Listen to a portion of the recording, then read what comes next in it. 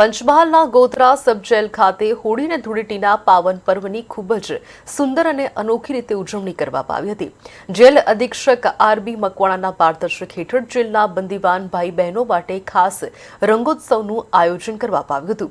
કાર્યક્રમની શરૂઆતમાં કેદીઓને ખજૂર, ધાણી તેમજ કલર અને પિચકારીઓનું વિતરણ કરી તહેવારની હર્ષોલ્લાસ સાથે શરૂઆત કરવામાં આવી હતી। આ પ્રસંગે માત્ર રંગોત્સવ જ નહીં પરંતુ એક જ્ઞાન શિબિરનું પણ ખાસ આયોજન કરાયું હતું, જેમાં હોળીના ધાર્મિક મહત્વ સાથે ભાઈચારો અને સદભાવના સંદેશ આપવામાં આવ્યો।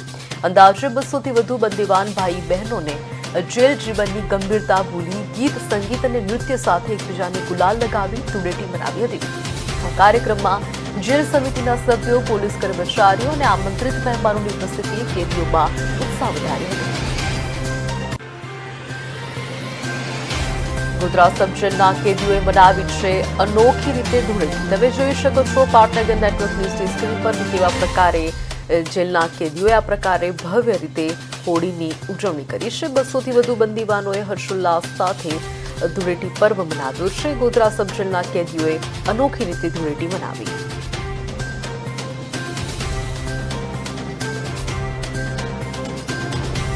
આજે સબજેલ ગોધરા ખાતે આપણા જેલર શ્રી આરબી મકવાણા સાહેબ સબજેલ ગોધરા ખાતે આપણા જેલર શ્રી આરબી મકવાણા સાહેબ એમના દ્વારા આજે આ કેદીઓને જે હોળી પર્વ છે તો માનસિક તણાવ ઓછો થાય અને ઉત્સવ એમને પણ માનવ અધિકાર પ્રમાણે આજે ઉત્સવ મનાવવાનો એમનો અધિકાર છે।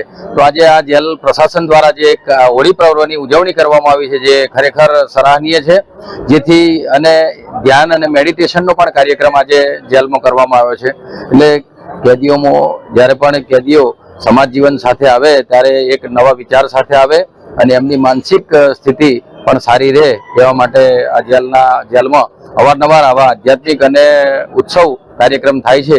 ત્યારે જેલ પ્રશાસનનો પણ ખૂબ ખૂબ આભાર અને કેદીઓને પણ સુધાર જેલમાંથી મુક્ત થાય, ન્યાયિક પ્રક્રિયામાંથી પસાર થઈને અને સમાજ જીવનની મુખ્ય ધારામાં આવે એવી આજે હોળીના પર્વની નિમિત્તે શુભેચ્છા પાઠવું। જેલ પર્વમાં અધિકારી, પ્રશાસન અને કેદીઓ સાથે મળીને રંગોત્સવ પર્વ મનાવ્યો છે।